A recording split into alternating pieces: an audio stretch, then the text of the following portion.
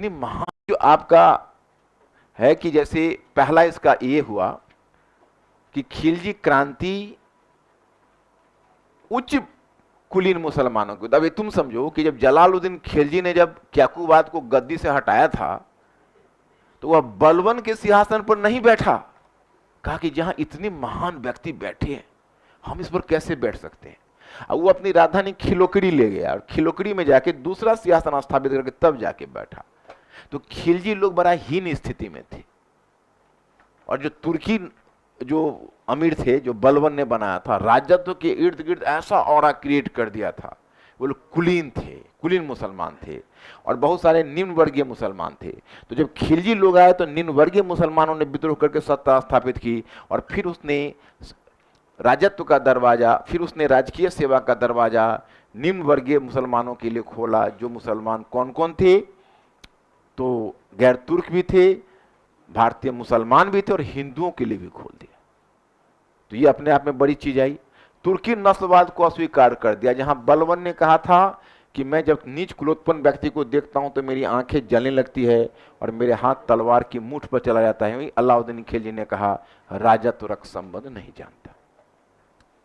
धर्म को राजनीति से पृथक किया और काजी मुगुसुद्दीन से वार्ता जो मैंने दृष्टांत दिया उसका बड़ा दिलचस्प बात है। उसने काजी मुगुसुद्दीन मुख्य काजी था और अलाउद्दीन खिलजी का तो खौफ चलता था, वो तो ब्लड एंड आयरन पॉलिसी उसकी भी थी। तो काजी मुगुसुद्दीन से पूछा कि काजी साहब आइए बैठिए, बताइए आपका मुस्लिम शरीयत क्या कहता है। काजी मुगुसुद्दीन कांप गया, कहा कि कौन ही सिर फिरा को बताए, कहीं पता चला कि गर्दन ही न उतरवा दे हमारा। तो उसने कहा कि जहां अपना मुझे डर है कि कहीं मैं शरीयत के नियमों के बारे में बताऊं तो आप कहीं नाराज न हो जाएं। कहा कि नहीं नहीं मैं नाराज नहीं होऊंगा, मेरी तरफ से खुली अनुमति है, जो शरीयत बोलता है आप हमको बताइए, मैं जानना चाहता हूं। उसने कहा कि हिंदुओं को मृत्यु का या इस्लाम का विकल्प दिया जाए, शहरों में मंदिरों को बनने की अनुमति ना दी जाए, तुड़वा दिया जाए, हिंदुओं को इस प्रकार से धार्मिक स्वतंत्रता ना मिले, जजिया कर सभी के ऊपर लगाया जाए। तो जजिया कर तो खैर दिल्ली में उसमें लागू भी था। और इसी तरह से दो चार और चीजें वो बताई कि कहीं अगर आंखों के सामने मूर्ति दिखे तो उसको तोड़ दिया जाए। तो अलाउद्दीन खिलजी ने कहा कि देखिए मैं नहीं जानता कि आपका शरीयत क्या कहता है, लेकिन मैं वह करता हूं जो राज्य के लिए आवश्यक है। तो मतलब इसका अर्थ लगाया गया कि कहीं ना कहीं उसने नीति का धर्मनिरपेक्षीकरण किया।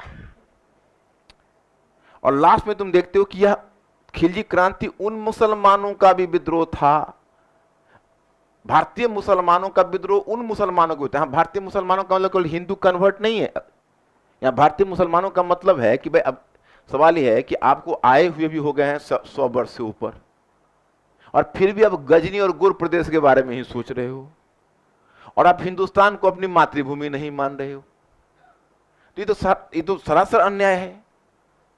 तो यहां पर मुसलमानों का एक निचले तबके के मुसलमानों का एक वर्ग ऐसा था, जैसे तुम नॉर्मली तुम देखोगे कि जो बिहार यूपी एमपी या बाहर से जो दिल्ली आएंगे कहीं बाहर जाके सेटल कर जाते हैं या कोई टाउन में जाके सेटल कर जाते हैं, तुम्हीं लोगों में किसी को जॉब मिल जाएगा तो जो बड़ा ही जिसका गांव में बहुत ही स्ट्रांग पोजीशन होगा और जो बड़ा ही मतलब प्रतिष्ठित सो कॉल जो प्रेस्टिजियस फैमिली का होगा वो जल्दी गांव को भूलेगा नहीं, क्योंकि गांव में ही उसका रुतबा होगा, गांव में ही उसकी पहचान होगी। आज जिसको गांव में कोई पहचान नहीं रही है वो तुरंत नाता तोड़ता है गांव से।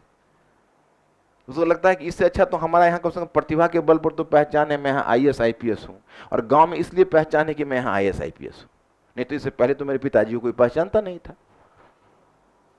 तो वो गांव से तुरंत नाता तोड़ता है। तो वही जो निम्न तबके के मुसलमान थे तुरंत मध्य एशिया से नाता तोड़ के और भारतीय हो चुके थे। और जो मध्य एशिया वाले थे रहते थे यहाँ और बात करते थे वहाँ। जैसे देखोगे हिंदुस्तान में अभी कुछ लोग हैं जो बैठे रहेंगे और जब देखोगे 5 स्टार होटल में या अच्छी एयरलाइंस में जब बैठे रहोगे तो बात करेंगे, कहेंगे बड़ा यहाँ दिक्कत, हिंदुस्तान में ट्रैफिक की बड़ी दिक्कत है।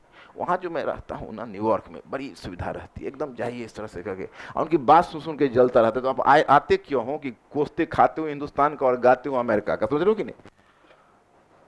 आपकी पूरी प्रॉपर्टी वहाँ से डॉलर कमा के लाते हो और यहाँ पर आके प्रॉपर्टी में लगाते हो, खरीदते हो, यहाँ पर आता है पूरा फैमिली यहाँ है और फिर गुण गाते हो अमेरिका का। तो जाओ सिटीजनशिप भी ले लो, डोनाल्ड ट्रंप से मांगो। तो ग्रीन कार्ड ले लो जाके, तो पता चलेगा।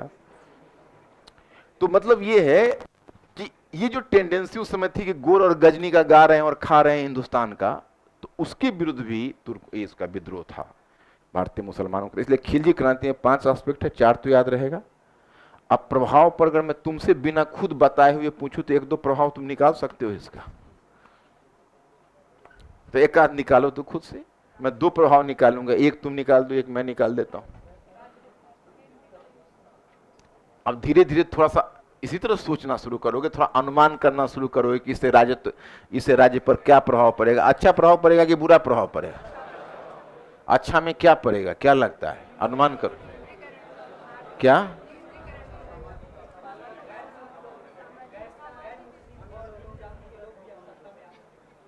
तो निम्न जाति के लोग सत्ता में आ सकते हैं, तो क्या हमको सशक्तिकरण थोड़े यहां पर देखना है, हमें देखना है इससे राजत्व पर क्या प्रभाव पड़ेगा।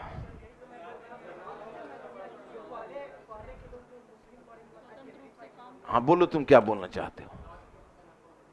क्या? राज्य का समर्पण वगैरह बहुत बड़ी चीज हो गई, अभी वो सब नहीं होगा। अरे राज्य को विभिन्न वर्गों की सेवा और सहयोग प्राप्त होगा, साम्राज्य निर्माण संभव होगा, साम्राज्य को व्यापक समर्थन मिलेगा। एक तो ये बात होगी, और दूसरा वो तो पहले पॉइंट में हम कह चुके हैं, आप थोड़ा लेट कर दिए कहने। अब इसके अलावा कुछ निकाल सकते हैं तो निकालिए। क्या? सामाजिक विविधता खंडित हो गई, उल्टा खंडित होगी, माने सामाजिक विविधता एक रूपता हो जाएगी। अब तब विविधता को तोड़ रहे हो तो अच्छी बात नहीं है ना, विविधता में एकता बनाओ ना, विविधता को क्यों तोड़ रहे हो?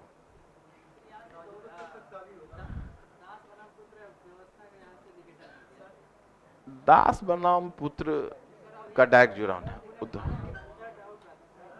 क्या?